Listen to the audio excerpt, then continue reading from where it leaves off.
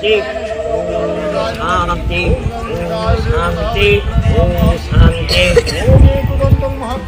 Hello everyone, good morning. আজ আমি তোমাদের সঙ্গে শেয়ার করব আমাদের গ্রামের জাগ্রত মা চামুন্ডার মন্দিরে পুজো দিতে যাওয়ার একটা ছোট্ট মিনি ব্লগ। ভিডিওটা অনেক দিন আগের বানানো, তবে হঠাৎ গ্যালারিতে দেখে ভাবলাম আজ তোমাদের সাথে একটু শেয়ার করে দিই। সকাল সকাল আমি কিন্তু সকালবেলাতে মা চামুন্ডার মন্দিরে পুজো দিতে গেছিলাম, তো তোমরাও কিন্তু আজ সকাল সকাল মা চামুন্ডার পুজো দেখে আর মন্ত্র শুনে কান আর চোখ দুটোই একটু পবিত্র করে দিই।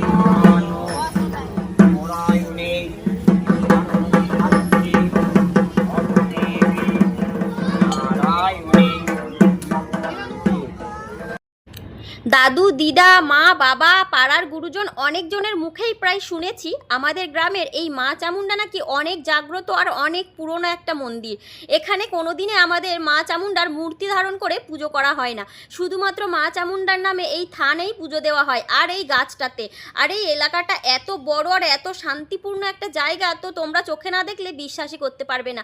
আর পুজোর সময় দেখো এই যে বট গাছটা আছে তার উপরে কত হুনু বসে আছে, সেটাও কিন্তু আমার মেয়ে ক্যামেরাতে তুলতে ভোলেনি। তো যাই হোক, সকাল সকাল আমি আমার মেয়ে আর আমার মাসি কিন্তু এই মা চামুন্ডার মন্দিরে পুজো দিতে চলে এসেছিলাম স্নান ধান সেরে। আর আমাদের গ্রামে এমন একটা দিন ছিল এই দিন যেদিন সবাই প্রায় পুজো দিতে আসে, তাই দেখলে আমার মতো আরও অনেক ঘরের বউরাই এসেছে এখানে পুজো দিতে। এক এক করে পুজো দিচ্ছে আর চলে যাচ্ছে, সেই জন্য হয়তো একটু ভিড়টা কম। আমারও কিন্তু এখানে পুজো দেওয়া হয়ে গেছে, তাই পুজো সেরে এখন আমি রওনা দিয়ে দিলাম বাড়ির দিকে। তো আমাদের গ্রামে জাগ্রত মা চামুন্ডার মন্দিরটা দেখে তোমাদের কেমন লাগলো অবশ্যই কমেন্ট করে জানিও, আর মিনি ব্লগটা সবাই লাইক কমেন্ট শেয়ার করে দিও। টাটা।